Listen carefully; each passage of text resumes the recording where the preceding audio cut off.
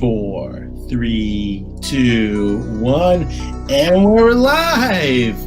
Hello, everyone. Thank you again for joining us for another 30 Days of Thought. My buddy, Paul Lucido. We're inspired by Jay Doran's 30 Days of Thought book. I've got it in the bag today. But it's a book that allows us to do three things. One, do a self-exploration of our own mind, allows us to kind of be more comfortable with our own writings. And then the third thing is to be more comfortable on video. Paul and I have kind of made the commitment, to be more comfortable with being uncomfortable. And it's something that we started, using this book as the vehicle to help us do this. And every week, Paul and I have been picking a passage from this book and doing a little discussion about it, sharing our thoughts with our friends, our family, loved ones. And thank you so much for joining us. Paul, how are things going out there in California today? Things are great out here in California, Andrew. We've got some blustery skies. I'm looking out right now, some rain clouds, but it's been quite beautiful. How about out there in New York? How are things out your way on the East Coast? It's starting to feel like California here. That's what's going on. We just had, we're blessed to have some great people from our industry here for the NBA secondary and NBA secondary. I don't know what the NBA does. They always arrange for the best possible weather. But it's absolutely beautiful here. So let's get into this. So today, actually, we picked our topic today was lead through values. And as always, Paul, I love it when you kick it off because there's two reasons. One,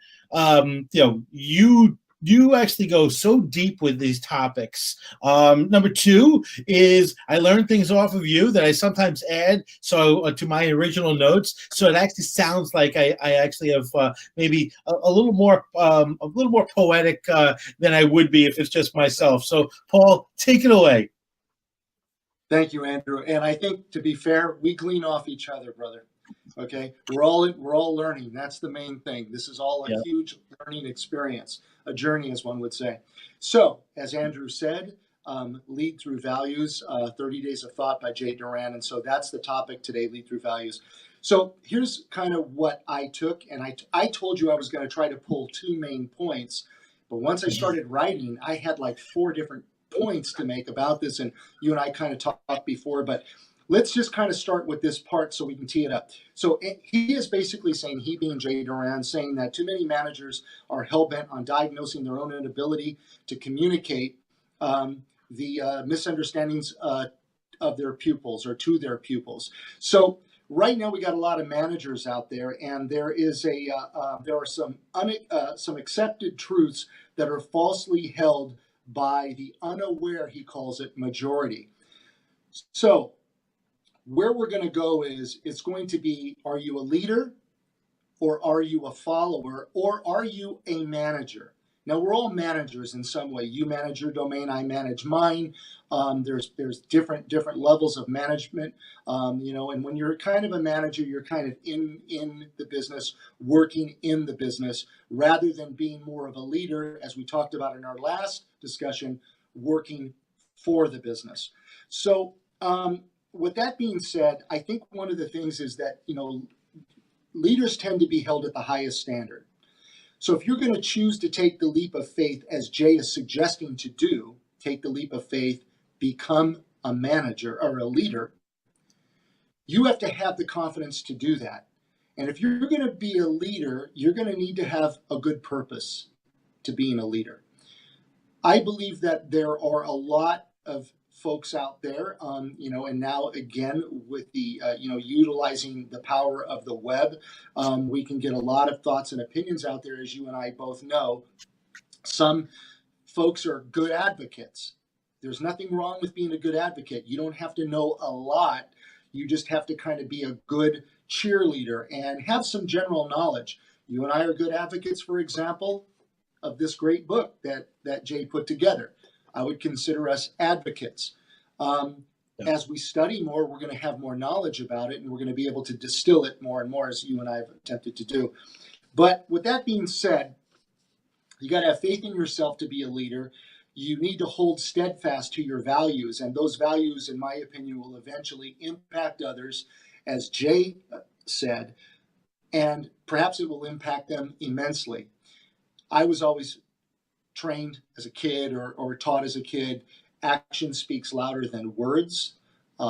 Practice what you preach. So if you're going to be a good leader, you need to literally lead by example. And I think that is really the main message that Jay is trying to get across. The one thing just a little sidebar note, just for sake of discussion, is, we have a lot of parents out there that just have a tendency to repeat what they hear, and perhaps even pick on things that are very popular to repeat without, that they're perhaps rather cliche, as one would say, and they kind of lack original thought. It's easy to be a parrot. And then there's a point where you say, well, if you're being a parrot, are you really just being an advocate? Well, an advocate gets behind something. I like to say the parrots are just out there saying what's popular.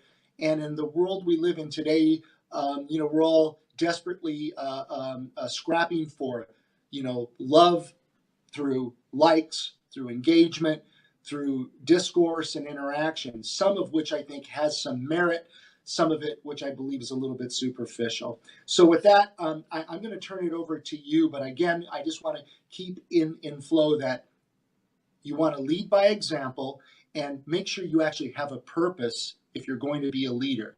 Why are you taking the lead? Okay, so let's I know you have some great thoughts there, Andrew. I want to hear what you think.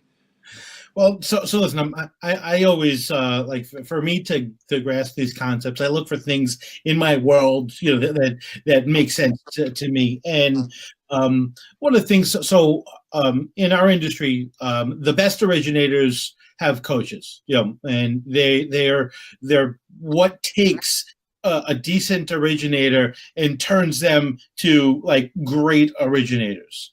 So with that in mind, and out of those coaches, the best of the best, I personally feel, are the ones actually that were top producers. It's not saying actually that you can't be a great coach, without having to have closed, 20 loans a month consistently. But I'm saying the best of the best are ones actually that have done it. They've led by example. Listen, I was just talking today to a friend of mine, buddy of mine named Frank. He's a branch development manager, and one of the things that he's done is he's taken actually his level of success that he's had closing 25 deals a month consistently, taken actually those experiences and put together a management program, because it's not just about the numbers, making sure you pick up the phone and do all the things mechanically you need to do, but he knows what it's like to be out there. He knows what it's like, to be at networking events, to do everything you need to do. So it's not just doing it in theory, but he's done it by example. And I think that's an important thing. And I try to teach that to my kids. I was just talking about before. I wasn't feeling so good the other day, and I just kind of pushed through it, and I let my kids know, listen, I'm not feeling that hot today, but I'm still going to go out there doing what I'm going to do. And this morning, when my daughter came to me and said she had a bellyache, it's a lot easier to tell her to say, listen, you're going to just push through anyway. You're going to do it, because as I always say to her, you got to do what you got to do when you got to do it, so you can do what you want to do when you want to do it. It's much better to say that when I could say it that I doing it as where I've done the example for her.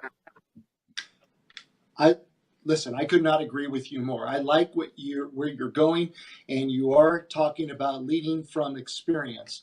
I'll give you an example too. So with my own team here at PRMG, and over the years, my background in the mortgage industry and primarily in marketing and advertising, I've also been somebody that came from point of origin. I used to be on the boards. I I was a graphic designer. I've created things. I've tried to even put my signature on a lot of things that I developed here for this company and the companies I've worked for in the past. But what I try to teach my team is nobody is above the work, for one thing. And as a leader, what I do is I'll roll up my sleeve and I'll dive in with them, and I will actually provide them one-on-one help. A good way to be a leader is to be a good teacher. By teaching somebody something, you actually learn yourself. You actually discover new things. That's not something new. I think many of us know that, especially anybody listening who's in leadership or who is an advocate or who might be someone like a motivator. And you know who you guys are out there, men and women alike. We all know that, setting the example is very important. It's one thing to bark out orders and put demands on people. It's another thing to be able to dive in and swim a little bit. Now, don't get me wrong. You don't have to be that person in every single scenario or situation. If you have a good sense of knowledge, you can help train and motivate others to be the better versions of themselves. But I still go back to the same thing, no different than you just said, and that is I'll call it be an active leader. Okay, let me throw that little spin on there. Be an active leader, be a participant, be involved. Show that you're willing to get in there and grind a little bit too. And I think that that's how you win people over, because you're proving to them that you are not above the work, that you're willing to do what it takes. And I think that's how you begin to drive interest. Ooh, Paul, did we lose you? Paul, I think you froze up on me, but I do want to say this. I mean, Chris, you just joined us. Oh, there we go. Okay, you came back. So you're talking about that. Go ahead. Where did you lose me at? I don't remember exact word, but so listen, and I just wanted to. So Chris Griffith just joined us. Chris is someone who's out there leading by example, who is actually in sharing his knowledge, sharing the things that he's learned that have been proven successes for him. And Chris, love what you're doing. Loving actually that you're out there doing all that you can to share all your, what some might consider secret sauce, and doing what you can to help elevate the entire industry. So hopefully we're going to have Paul join us back here in a minute or two. But I have to say, actually, I feel actually that we, as an industry, have blessed with some great leadership in our space right now. People who are just doing. Oh, there we go. No, Paul. Oh, there we go. Yeah. Now, thank you, man. Thank you for all you do. Appreciate it, Chris. And by the way, if you don't know Chris, which, if you're in the mortgage business, Chris Griffith. But if you don't, you got to plug into his world. He's just an unbelievable, kind guy who loves to help, the fellow originators. Obviously, at the, his big mission is to help veterans, active military. I mean, this is what he's all about, and it's part of his brand, and really appreciate it. But I don't know if we're going to be getting Paul back in here. It's unfortunate, but I always want to wrap it up with Paul. But absent of that, we did talk about what we want to cover next week. So next week, we are going to be doing the culture blog. So it's something that we just talked to Jay yesterday, and he said it was closely aligned with this topic of lead through values. So next week will be the culture blog. We do this every Tuesday, Wednesday-ish, around 3-4 o'clock, and looks like we got Paul back up here. So going to bring Paul back in here just to kind of wrap this up. Paul, I just let the cat out of the bag that we are going to be doing the culture blog for next week. So I just kept it going. But if you want to, say your sign off, and we're going to wrap it up for a week. Sure. And I'm sorry. I saw that I ended up getting frozen there, and I dropped off the map. Look, I think everybody got the message. At the end of the day, you lead through example. I just want to make sure that I got my point across there. It was important for me to say once again that at the end of the day, you'll get a larger following by leading through example. So be a participant was my message. Make sure you're an active leader. That to me was kind of where I wanted to go. And that's kind of what I pulled from what Jay Doran did. And once again, Jay, I just want to thank you for stimulating all of us. With this amazing book.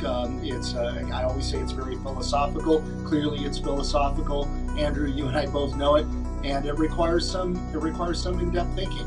So with that, yeah, listen, love doing this with you, brother, as always, and I'm very much looking forward to. It's a cultural blog is our topic for next week. Yeah, we'll talk about it. We'll do it Wednesday or Tuesday, but. Next week, that's what we're going to be doing. Sounds like a plan to me. Very cool. All right. Thank you, everyone.